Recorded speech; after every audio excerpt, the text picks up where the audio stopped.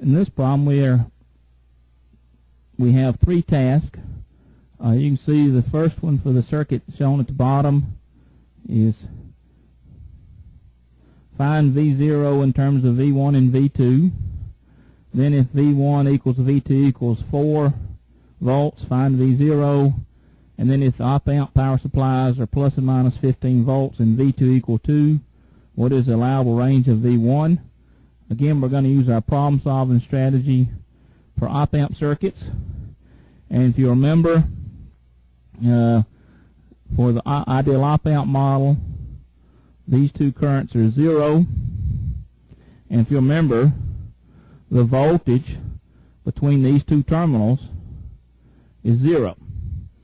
So now let's substitute that model into our circuit, and then let's use nodal analysis and other circuit analysis techniques to solve that problem.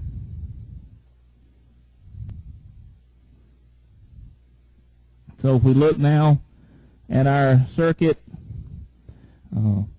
we can see the ideal op-amp model where it's been substituted in. Again, there's the open circuit to represent the currents being 0. And if we look at our circuit here, for instance, look at this node, we can see that the same current flows through both of those elements, the 4K and the 7K. As a result, for instance, we can do voltage division.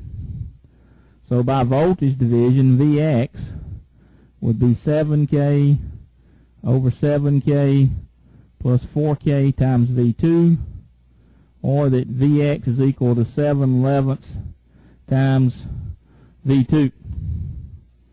Now also, we know then that the voltage here with respect to ground is also Vx. So now we can apply Kirchhoff's current law at this node. In other words, we can do a nodal equation at this node. And so applying Kirchhoff's current law, we'll have Vx minus V1 over 5K. That'd be the current leaving through this element. Vx over 4K would be the current leaving through this element. And then the current leaving through this element would be Vx minus V0 over 10K. And all that's equal to 0. Now, collecting terms,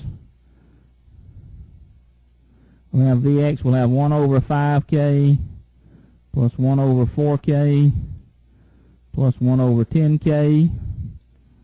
And we'll have minus 1 over 5K times V1 equal to V0 over 10K. Now let's multiply through by 10K. So we'll have Vx, we'll have 2 plus 2.5 plus 1 minus 2V1 equal to V0.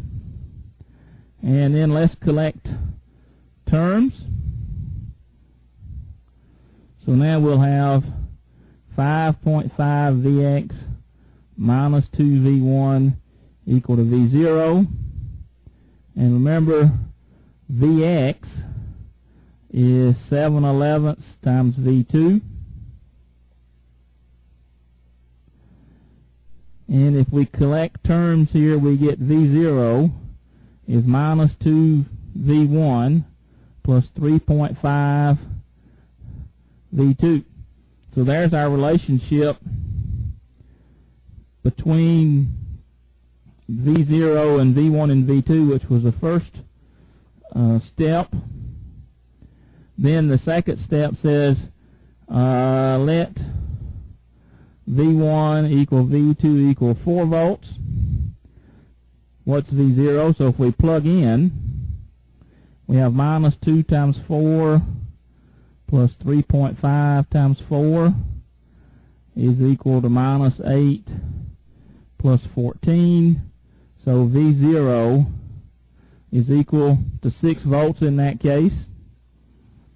Now, the third part says if our supplies are plus or minus 15 and V2 is equal to, what is the allowable range of V1? Okay.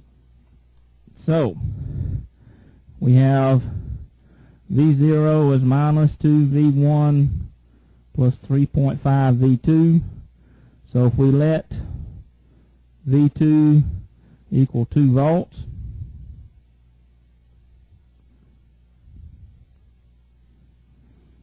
so then V0 is minus 2 V1 plus 7. Now,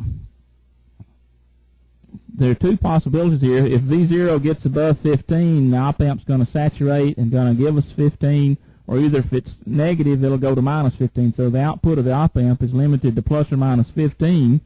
So to look at the range, let's first say, let's let V0 equal 15 volts. And we have 15 equal minus 2V1 plus 7. That's 8 equal to minus 2V1. So that tells us V1 equal to minus 4 volts would give us 15 volts on the output. And then our other possibility is, let's suppose V0 goes to minus 15. So now we have minus 22 is minus 2V1. V1 then is equal to 11 volts. So the allowable range here for V1 is between minus 4 and 11 volts.